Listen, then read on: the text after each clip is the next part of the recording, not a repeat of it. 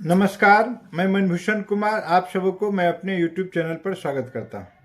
आखिरकार पूर्णिया लोकसभा का चुनाव रोमांचक हो गया और रोमांचक इसलिए हुआ कि वहाँ से पप्पू यादव ने अपना नामांकन घोषित कर दिया है, जबकि आरजेडी की तरफ से राष्ट्रीय जनता दल की तरफ से बीमा भारती को टिकट दिया गया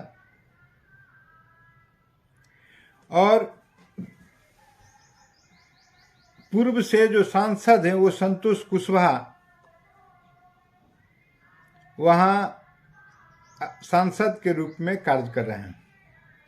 लेकिन एक नज़र हम पूर्णिया के पुराने स्थिति पर अगर डालें तो हम पाएंगे कि 1952 में पूर्णिया 3-4 भाग में विभक्त था और 1952 का जो पहला चुनाव हुआ था तो उसमें एक और बात थी कि एक सीट से 2 लोग चुनाव जीतते थे, 2 लोग जीतते थे और एक उसमें अनुसूचित जाति के लोग होते थे और दूसरे सामान्य वर्ग से आते थे।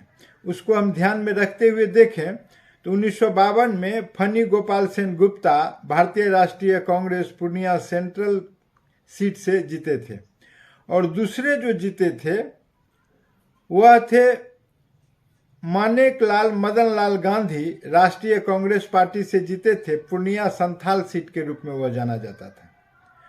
और फिर एक थे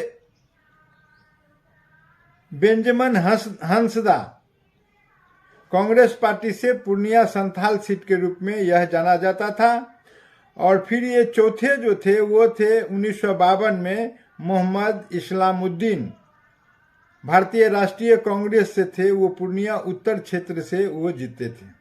अब देखिए पहली बार जो इलेक्शन हुआ वो इस प्रकार से हुआ, लेकिन दूसरी बार का गणित बदल गया। 1957 में फनी गोपाल सेन गुप्ता राष्ट्रीय कांग्रेस से जीते, 62 में भी फनी गोपाल सेन गुप्ता पूर्णिया से भारतीय राष्ट्रीय कांग्रेस से जीते और 1967 में भी फनी गोपाल सेन गुप्ता भारतीय राष्ट्रीय कांग्रेस से जीते। लेकिन जब 1971 की बात आई तो यह स्थिति बदल गई। इस बार कांग्रेस के प्रत्याशी को बदल दिया गया था और 71 में मोहम्मद ताहिर भारतीय राष्ट्रीय कांग्रेस से जीते और फिर जब 77 में जो जनता पार्टी की सरकार बनी है तो उस समय वहां से लखन लाल कपूर जो भारतीय लोकदल के प्रत्याशी थे उस रूप से वो जीते थे।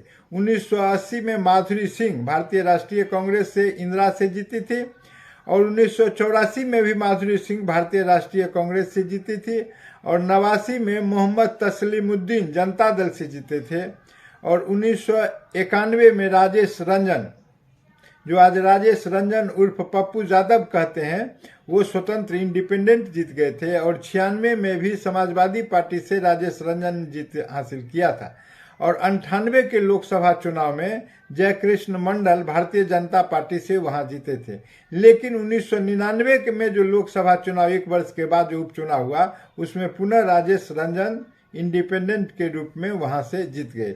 मतलब यह कि 3 बार वहां से पप्पू यादव जिसको राजेश रंजन के रूप में भी हम जानते हैं 2 बार स्वतंत्र और 1 बार समाजवादी पार्टी से ये जीते हुए हैं।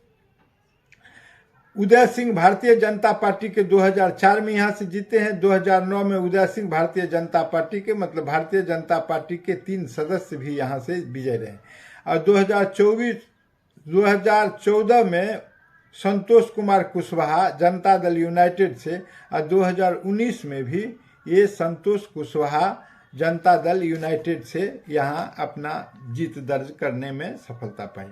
अब स्थिति क्या है? जनता दल यूनाइटेड जो एनडीए के प्रत्याशी हैं संतोष कुमार कुशवाहा वो हो गए, दूसरे तरफ पप्पू यादव हो गए जो निर्दलीय मैदान में आ गए हैं और तीसरे यह हो गए कि बीमा भारती जो राष्ट्रीय जनता दल से हैं प्रत्याशी। लेकिन यहाँ का समीकरण बड़ा विचित्र है। सबसे बड़ा चीज यह है कि यहाँ यादव और मुस्लिम की बहुलता है, 26% यहाँ मुस्लिम है पूर्णिया में और उसी प्रकार से यादव की भी मतों का बहुलता है। लेकिन पप्पू यादव को अगर यादव मान ले तो इनका जीत पक्का है। लेकिन जिस प्रकार से पप्पू यादव ने व्यूह रचना की है, जिस प्रकार से विक्टिम कार्ड खेलने का काम किया है, ऐसा लगता है कि पप्पू यादव निश्चित रूप से वहां से जीतकर सदन में जाने का काम करेंगे। बड़ी चातुरी से, बड़ी चतुरंगी ढंग से, बड़ी वीरता के साथ पप्पू यादव ने अपना लोकसभा के क्षेत्र को सजाया, बनाया और बढ़ाया। और उसमें उनका यह चाल है कि जीत के कैसे जाएंगे। चूंकि ये 5 बार सांसद रह चुके हैं, विधायक भी रहे हैं, तो इस बार से देखें कि मधेपुरा से भी सांसद रहे हैं, तो यहाँ पूर्णिया से ये 2 बार स्वतंत्र रूप से जीते हैं, 1 बार समाजवादी पार्टी से जीते हैं और इस बार पुनः निर्दलीय रूप अपना किस्मत आजमा रहे हैं। लेकिन जो दशा इस बार पप्पू यादव का पूर्णिया से हुआ है, वह दशा पूर्व में कभी नहीं हुआ है। पूर्व में वीरों की तरह ये लड़ते रहे, घोर गर्जन किया करते थे, लेकिन इस बार पता नहीं लालू प्रसाद यादव या कांग्रेस कौन इनको सजा दे रहा है, वो तो वो जाने। लेकिन यह बात तय है कि इस चुनाव में लालू प्रसाद यादव ने अपने बेटे को बढ़ाने के लिए पप्पू यादव, जो उनके स्वजातीय हैं, उनको बढ़ाने का काम नहीं किया। बढ़ाने क्या, वो तो जीते हुए 5 बार के सांसद रहे, तो बढ़ाना क्या है, लेकिन अवसर से बाधित करने का काम किया है। मतलब अवसर नहीं दो।